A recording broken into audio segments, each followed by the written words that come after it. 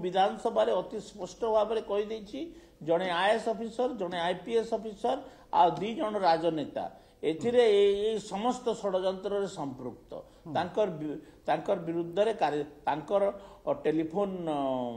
Record देखा जाऊ से माने कहा को टेलीफोन करिसंती कौन करा जायछि आ सेमान को तदंत परिसर भुक्त करा जाऊ किंतु मो कथा को गुरुत्व दिया गला नहीं से सब कथा यदि हेई थांता लोक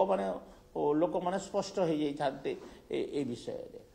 आपन को लागुची आपन जो अभियोग सेतबेले भी आणुतले एबे भी सही अभियोग रे आपन कायम जे किछि ब्यूरोक्रेट्स बा जने आईएएस ऑफिसर मु कायम अछि मु कायम मोर अभियोग रे मु कायम अछि एवं या सीबीआई इंक्वायरी हबा कथा भारतर सबुठु बड़ उच्च तदंतकारी संस्था यार तदंत भार नबा कथा मु एथिरे सहमत किंतु किछि दिन पूर्व तो आपण माने ही कहउतले जे आमे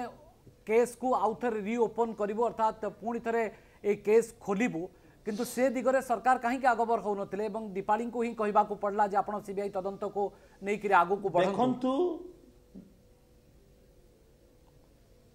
मु 3टा केस रो दाबी करितली स्वामी लक्ष्मणानंद सरस्वती एवं नवदास एवं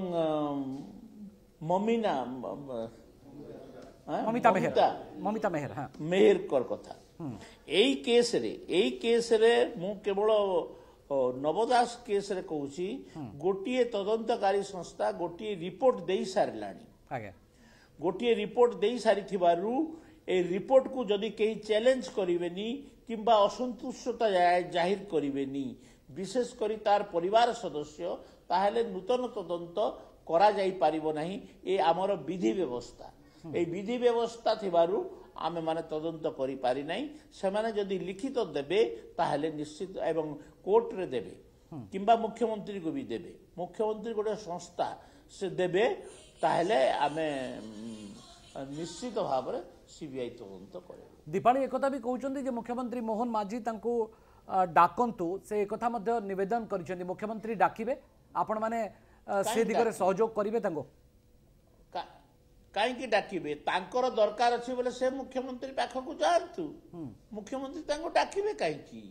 तांकर जदि बापांकर हत्याकांड रे तांकर तदंत प्रक्रिया रे किछि असंतुष्टता अछि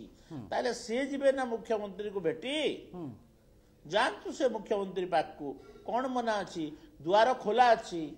से जदि चाहिए मो साहाय्य नवा पाई भी मु साहाय्य दवा पाई प्रस्तुत तांको नहीं करी मु मुख्यमंत्री पाख को जीवी 2 भाई भौणी एवं नवदास को स्त्री को धरी के मु जीवी मुख्यमंत्री पाख को जदि मते मो साहाय्य चाहिए एवं एटा केमती सीबीआई तदंत हेई पारिबो से दिगरे आमे समस्त चेष्टा करिबा।